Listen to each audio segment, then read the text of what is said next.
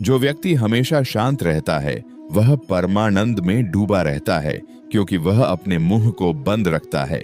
इसलिए आज हम आपको मौन की गहराई में कितना सारा आनंद छुपा हुआ है यह एक प्रसिद्ध कहानी के माध्यम से बताएंगे। तो चलिए कहानी की शुरुआत करते हैं। दोस्तों, बहुत समय पहले की बात है। एक नगरी में एक गुरुवर जंगलों के बीच अपनी कुटिया बनाकर रहा करते थे। आसपास बहुत ही अच्छा और शांत वातावरण था। वहाँ जो कोई भी जाता था अपना दुख भूल जाता था। उस वातावरण की शांति में मन को एक असीम शांति प्राप्त होती थी, जिससे जो भी कोई वहाँ अपने दुख लेकर जाता वह उसे भूल जाया करता। एक दिन वह गुरु अपने कुछ शिष्यों को उपदेश दे रहे थे। वह कह रहे थे, हमें अत्यधिक कम बोलना चाहिए। हमारे पास 2 कान और 1 मुंह है। इसका अर्थ यही है कि हम जितना बोलते हैं उसका 2 गुना हमें सुनना चाहिए, और यही प्रकृति भी चाहती है। इसलिए उसने हमें इस रूप में ढाला है। इस प्रकृति ने हमें 2 कान और 1 मुंह दिया है। तुमने देखा होगा, इस प्रकृति में जिस भी पदार्थ की संख्या अत्यधिक होती है उसकी कीमत उतनी संगीत ही कम होती है, और जो पदार्थ बहुत कम होता है उसकी कीमत उतनी ही ज्यादा होती है। यही नियम हमारी जीभ पर भी लागू होता है। हम जितना कम बोलेंगे लोग हमारी बातों को उतनी ही गहराई से समझेंगे, हमें उतनी ही गंभीरता से लेंगे। वे हमारी बात सुनेंगे, समझेंगे और हमारी इज्जत भी करेंगे। गुरु की यह बात सुनकर उन सभी शिष्यों में से एक शिष्य खड़ा हुआ और उसने गुरु से कहा, हे गुरुवर, आपकी बातों को बीच में काटने के लिए क्षमा चाहता हूँ, लेकिन मेरा एक प्रश्न है, क्या मैं आपसे पूछ सकता हूँ? इस पर गुरुवर कहते हैं, अवश्य पूछो, तुम क्या पूछना चाहते हो? तब शिष्य कहता है, हे गुरुवर, यदि हम कम बोलेंगे तो हमारी बात सामने वाला किस तरह समझ पाएगा? मान लीजिए कि मुझे किसी को उपदेश देना है और मैं उस उपदेश को थोड़ा ही बताता हूँ, अर्थात कम बोलता हूँ, तो भला वह उसे कैसे समझ पाएगा? गुरुवर मुस्कुराने लगे और अपने उस शिष्य से कहते हैं, मैं तुम्हें एक कहानी सुनाता हूँ। इस कहानी के जरिए तुम्हें तुम्हारे सभी सवालों के जवाब मिल जाएंगे। इस कहानी को बड़े ही ध्यानपूर्वक सुनना और इसे समझने का प्रयास करना। बहुत समय पहले की बात है। एक राज्य था। वह राज्य बहुत ही खुशहाल था। राजा बहुत ही अच्छा था। प्रजा अपने राजा से बहुत खुश थी। प्रजा हमेशा अपने राजा का गुणगान किया करती थी। एक दिन वह राजा भरे राज दरबार में यह ऐलान करता है कि जो भी व्यक्ति मेरे मन की बात मुझे साफ और स्पष्ट तौर पर बता देगा, मैं उसे 100 सोने के सिक्के इनाम में दूंगा। राजा का यह ऐलान पूरे राज्य में फैल गया। राज्य के हर कोने से बड़े बड़े विद्वान, साधु, पंडित और ज्ञानी दरबार में पहुंचे। कोई कहता, हे राजन, आप बहुत धनी हैं। कोई कहता, आप बहुत विद्वान हैं। कोई उनकी वीरता की प्रशंसा करता, कोई उनके राज्य की, कोई उनकी प्रजा की, तो कोई उनके ज्ञान की बातें करता। लेकिन सभी की बातें सुनकर राजा हर बार केवल एक ही बात कहता, जो भी बातें आप लोगों ने कही हैं, ऐसी कोई भी बात मेरे मन में है ही नहीं। यह सुनकर वहां उपस्थित सभी लोग बहुत निराश हो चुके थे। किसी को कुछ समझ नहीं आ रहा था कि आखिर राजा के मन में क्या चल रहा है। राजा किस बात से प्रसन्न होंगे और कैसे उन्हें वे 100 सोने के सिक्के प्राप्त होंगे। तभी किसी ने एक साधारण व्यक्ति से कहा, तुम भी वहां क्यों नहीं जाते? तुम भी राजा के दरबार में जाओ, राजा को उनके मन की बात बताओ, ताकि राजा प्रसन्न हो सके और तुम्हें इनाम में 100 सोने के सिक्के मिले। अपनी पत्नी की यह बात सुनकर वह ब्राह्मण कहता है, तुम मूर्ख हो क्या? वे लोग राजा के बड़े खास लोग हैं। वे बड़े विद्वान हैं, पंडित हैं, ज्ञानी हैं। उनके सामने भला मैं क्या हूँ? वह काम बड़े बड़े पंडितों और साधुओं का है। जिसने इस दुनिया का बहुत सारा ज्ञान अर्जित किया होगा, यह उसी के बस की बात है, मेरे बस की नहीं। मैं राजा के मन की बात किस तरह समझ सकता हूँ? हम गरीब हैं और हमें उस राज दरबार में जाने के लिए भी अनुमति चाहिए, और ऐसे में तुम मुझे उस राज दरबार में भेजना चाहती हो। यदि मैंने उनके मन की बात कह भी दी तो वह भला हमें 100 सोने के मोहरे क्यों देंगे? अपने पति की यह बात सुनकर उसकी पत्नी कहती है, ओहो, मुझे कुछ नहीं पता। आप उस राज दरबार में जाइए और जैसा मैं कहती हूँ बिल्कुल वैसा कीजिए। जब आप उस राज दरबार में जाएंगे और राजा जब आपकी तरफ देख रहे होंगे, तब आपको पूर्व दिशा की तरफ अपनी एक उंगली उठा देनी है। मुझे पता है कि राजा बहुत समझदार है, वह आपकी बात जरूर समझ जाएगा और आपको 100 सोने के सिक्के इनाम में देगा। अपनी पत्नी की यह बात सुनकर वह ब्राह्मण जोर से हंस पड़ता है और कहता है, अरे तुम मूर्ख हो गई हो क्या? तुम्हें क्या लगता है केवल पूर्व दिशा में मेरी एक उंगली उठाने संगीत से राजा मुझे 100 सोने के सिक्के दे देगा और वहां जो बड़े बड़े विद्वान, पंडित, साधु और ज्ञानी बैठे हुए हैं, क्या वे चुपचाप केवल नजारा देखते रहेंगे? इस पर ब्राह्मण की पत्नी कहती है, मैंने आपसे जितना कहा है आप बस उतना कीजिए। आप देखेंगे कि राजा आपको ही 100 सोने के सिक्के इनाम में देंगे। ब्राह्मण की पत्नी जैसे तैसे अपने पति को मना लेती है।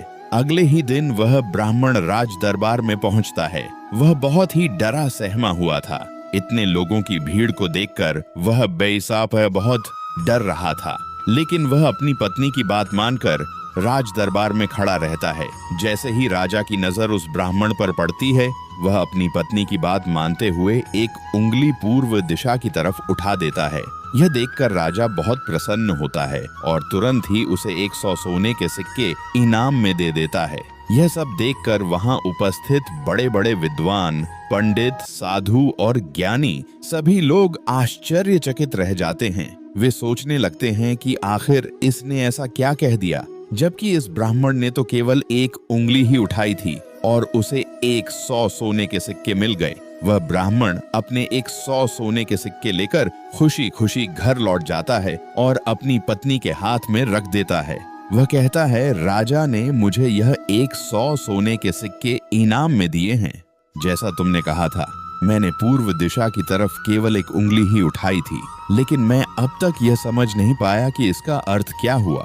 उस राजा को मेरी इस एक उंगली से क्या समझ में आया? उसकी पत्नी कहती है, यह सब जाने दो, आपको ये बात जानकर कोई मतलब नहीं, आप बैठ जाइए, कल फिर आपको उसी राज दरबार में जाना है। ब्राह्मण कहता है, कल फिर जाना है? नहीं नहीं, मैं नहीं जाऊंगा। वैसे भी आज सभी लोग मुझे घूर घूर कर देख रहे थे, मैं नहीं जाऊंगा। लेकिन जैसे तैसे उसकी पत्नी उसे समझा लेती है। अगले दिन ब्राह्मण फिर तैयार होता है और अपनी पत्नी से पूछता है, अच्छा बताओ आज मुझे क्या करना है? तब उसकी पत्नी कहती है, आज आपको पश्चिम दिशा की तरफ अपनी एक उंगली उठानी है। वह अपनी पत्नी की बात मानकर फिर से राज दरबार पहुंच जाता है। जैसे ही राजा की नजर उस पर पड़ती है, वह ब्राह्मण अपनी एक उंगली पश्चिम दिशा की ओर उठा देता है। यह देखकर राजा एक बार फिर प्रसन्न हो जाता है और उसे फिर से 100 सोने के सिक्के इनाम में दे देता है। यह सब देखकर वहां उपस्थित हर कोई हैरान रह जाता है। सभी सोचने लगते हैं कि आखिर यह सब हो क्या रहा है। हम यहाँ अच्छी अच्छी बातें बता रहे हैं, तरह तरह का ज्ञान दे रहे हैं, लेकिन राजा हमसे प्रसन्न नहीं हो रहे और यह ब्राह्मण केवल एक उंगली उठाता है और राजा उससे खुश होकर उसे 100 सोने के सिक्के दे देते हैं। अगले दिन फिर से वह ब्राह्मण राज दरबार में आता है और इस बार वह अपनी उंगली उत्तर दिशा की तरफ उठाता है। इस बार भी राजा प्रसन्न होकर उसे 100 सोने के सिक्के इनाम में देते हैं। यह सब देखकर वहां उपस्थित बड़े बड़े विद्वान भी थक चुके थे। उन्हें कुछ भी समझ नहीं आ रहा था कि आखिर केवल एक उंगली उठाने से राजा किस तरह प्रसन्न हो जा रहे हैं। यह बात देखकर हर किसी ने तय किया कि यदि उंगली उठाने से ही उन्हें इनाम मिल सकता है, तो वे राजा के सामने बड़ी बड़ी बातें क्यों करें और बड़ा बड़ा ज्ञान क्यों दें। उससे अच्छा है कि वे सब मिलकर एक ही दिशा की तरफ उंगली उठाएं। संगीत, सभी ने मिलकर यह तय कर लिया। अगले दिन सुबह वह ब्राह्मण फिर से राज दरबार में आया। सभी ब्राह्मण, विद्वान और साधु संत वहां उपस्थित थे। राजा के आते ही सब खड़े हुए और जैसे ही राजा की नजर उनसे मिली, सभी ने दक्षिण दिशा की तरफ अपनी उंगली उठा दी। यह देखकर राजा को बड़ा क्रोध आया और उसने गुस्से में सभी पंडितों और विद्वानों को कारावास में डलवा दिया। यह देखकर वहां उपस्थित सभी लोग आश्चर्यचकित रह गए। वे हैरान थे कि आखिर उनसे ऐसी क्या गलती हो गई। जब वह ब्राह्मण अलग अलग दिशाओं में अपनी उंगली उठाता है, तो उसे 100 से 100 सोने के सिक्के इनाम में मिलते हैं, और आज जब उन्होंने एक साथ एक ही दिशा की तरफ उंगली उठाई तो उन्हें कारावास में डाल दिया गया। वे सोचने लगे कि आखिर राजा क्या समझ रहा है। ऐसा कौन सा ज्ञान है या कौन सा रहस्य है जो संगीत वे नहीं जानते।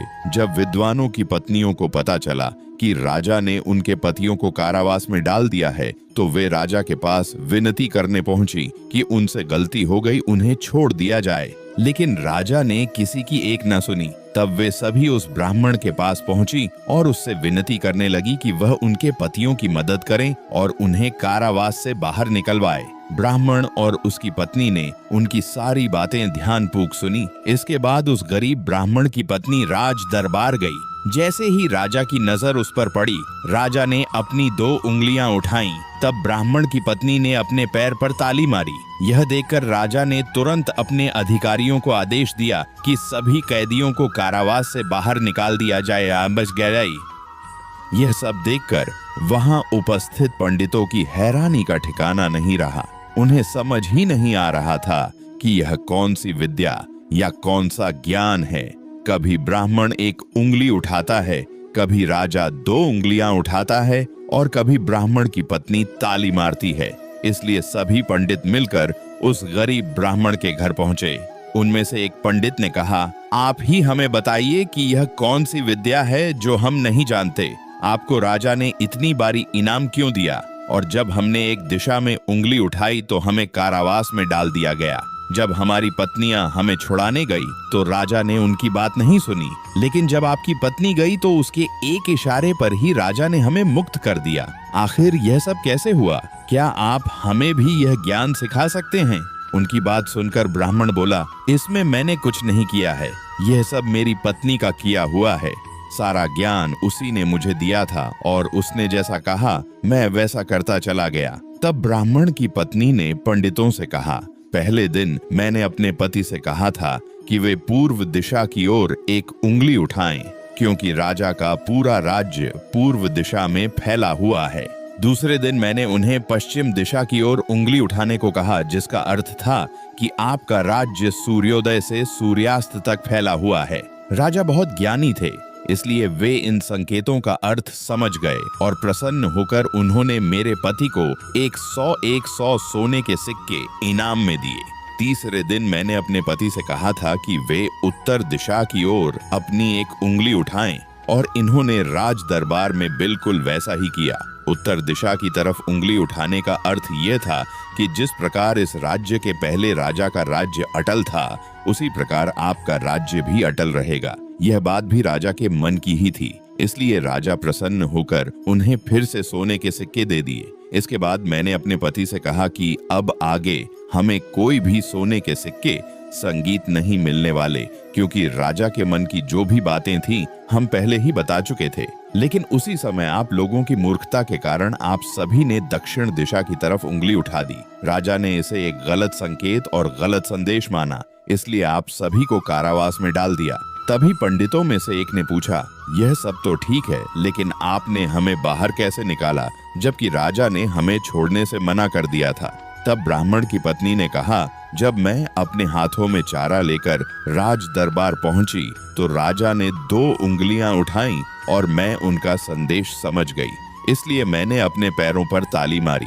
इसका अर्थ यह था कि यह लोग जानवरों जैसे हैं, सिर्फ खाने वाले, नुकसान न करने वाले। राजा का संकेत था कि जानवर 2 प्रकार के होते हैं, सींग वाले और बिना सींग वाले, और मेरी ताली का अर्थ था कि यह बिना सींग वाले हैं, यानी यह आपको कोई नुकसान नहीं पहुंचाएंगे। इसलिए राजा ने आप सभी को कारावास से मुक्त कर दिया। इस कहानी के माध्यम से गुरुवर अपने शिष्यों को समझाते हैं कि हम कम से कम शब्दों में भी किसी को बड़ा से बड़ा ज्ञान देकर के यह ज्ञान दे सकते हैं। कम शब्दों में भी गहरी बात समझाई जा सकती है, लेकिन यदि सामने वाला व्यक्ति समझने की क्षमता ना रखता हो तो चाहे हम कितने भी शब्द बोल लें, हमारा उद्देश्य पूरा नहीं होगा। इसलिए ज्ञान देते संगीत समय सामने वाले की समझ भी जरूरी है।